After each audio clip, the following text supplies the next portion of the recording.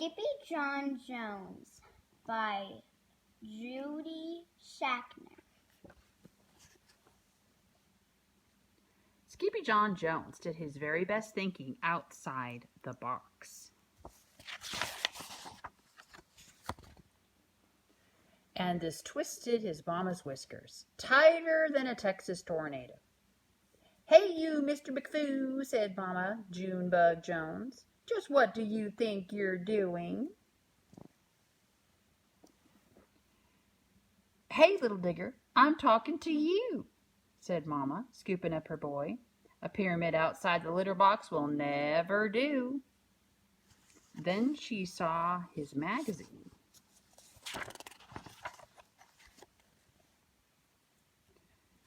"National Geographic," mused Mama, "and the Curse of the Cat Mummy. Why, this will give you nightmares, boy, with an upset tummy too, plus a puffy tail on the grandest scale. This story is taboo." But Skippy John Jones was in no mood to listen to his mama, so he skedaddled into his room.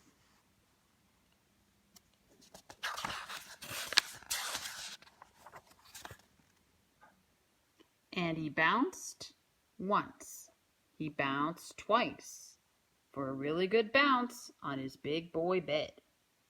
And the third time he bounced, he said, "Oh, I'm Skippy John Jones, and I do love my mummy, but if I don't bounce, I get knots in my tummy." Then the kitty boy flipped over to the mirror for a look-see.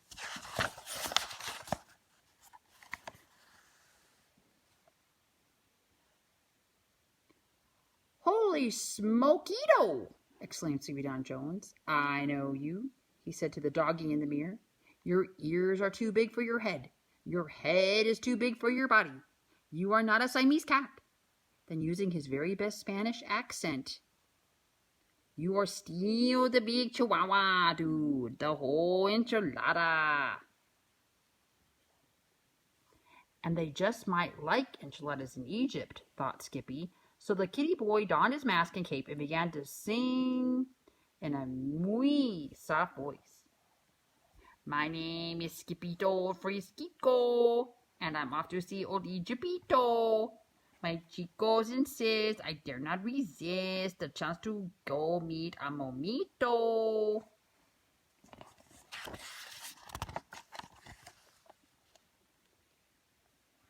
In the meantime, his little sisters, Jezebel, Jilly Boo, and Jujubee, rolled into his room with a plan of their own. But the kitty boy was already deep inside his closet on his way to ancient Egypt.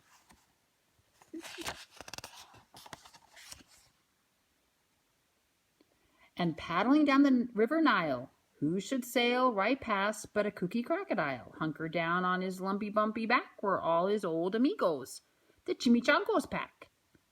"Donde vas?" called out Skippito. "We are going to the undermundo," answered the Chihuahuas. "Not to the underwear!" exclaimed Skippito.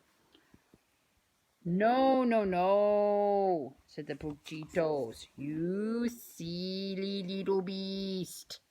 To the underworld where momitos rest in peace." "Peas?" exclaimed Skippito. "Who wants to sleep in peas?" "We do," said the doggy. "We hear they are to die for."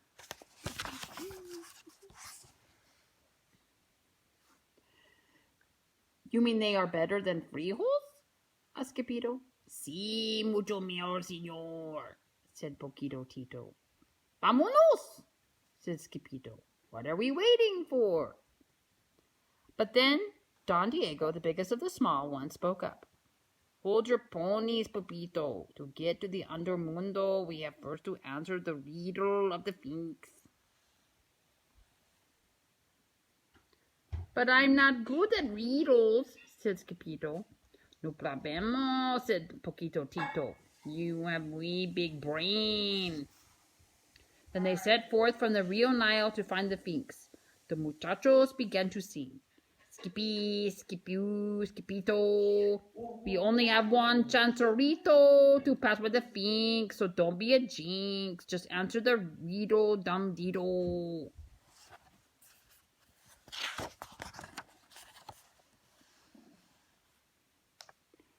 The muchachos arrived at 4 o'clock sharp, but the Finks had been waiting forever. Don't let the gato get your tongue, dude, said Don Diego. What cat where? Asked Capito. That cat there, said the burritos, pointing to the Finks. But before he could say anything, the great Fink spoke. Whose ears are too big for his head, and who loves to go bounce on his bed, who creeps on all fours through his own closet door, straight into the land of the dead.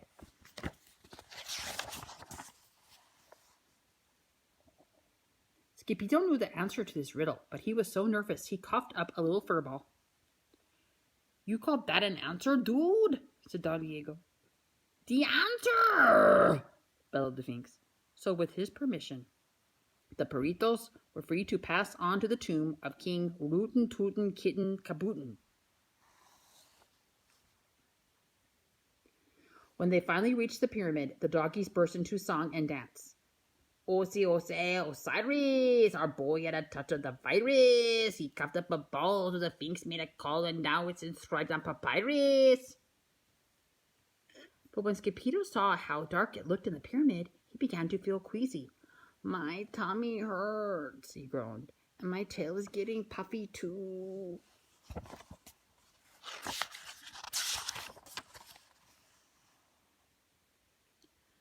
But his chicos would not comfort him. They just wanted their peas, por favor. Are you not El Scipito Fresquito, the great sword fighter? Asked Poquito Tito. See, declared Scipito, that is me. Then do your duty, dog, commanded Don Diego. So Scipito drew in a deep breath and dove into the darkness of the musty old tomb, chanting, Peace, por favor, peace, por favor, peace, por favor.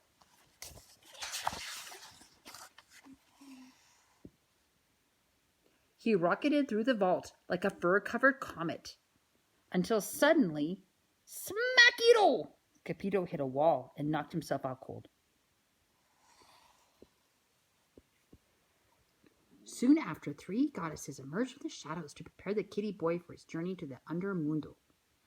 First we salt and pepper him, said Ba, the first goddess, and sprinkle him with lucky charms, said Da, the second one. Then we wrap him and roll him and bundle him tight, said Bing, the third goddess, and blow him a kiss and say nighty-night.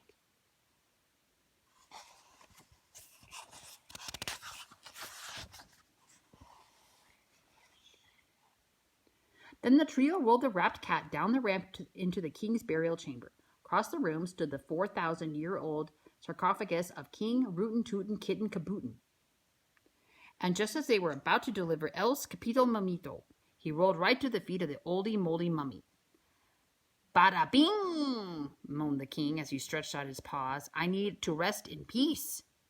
Peas! Screamed El Scipito Mamito, waking up in a flash. And quicker than you could say, Mommy's mumps and measles, he grabbed 2 pawful of peas and hightailed it home.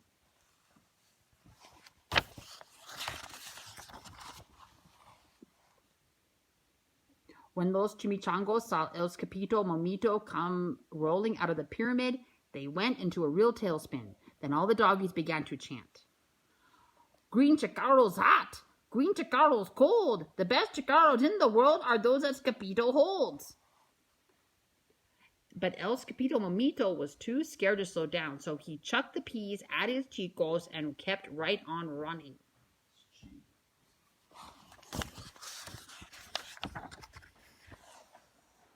Straight into the arms of his mummy. What's the matter, Fuzzy Bug? Asked Mama Junebug Jones. Skippy John Jones looked back over his shoulder to see if the 3 spirits were still chasing him. Bada bing! He wailed, dropping the last of the peas. Then 3 giggling goddesses raced into the room after Scipito with their puppets and a roll of toilet paper. We're going to wrap you and roll you and bundle you tight, they sang, and check you for cooties and kiss you goodnight.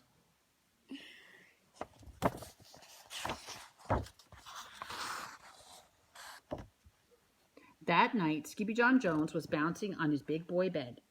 No mummies in my closet, no mummies in my bed, no mummies in my bookcase, no mummies in my head. Just before he closed his eyes, the kitty boy checked his room one more time for mummies. The only one he saw was his own. I love you, Mummy, said Skippy John Jones.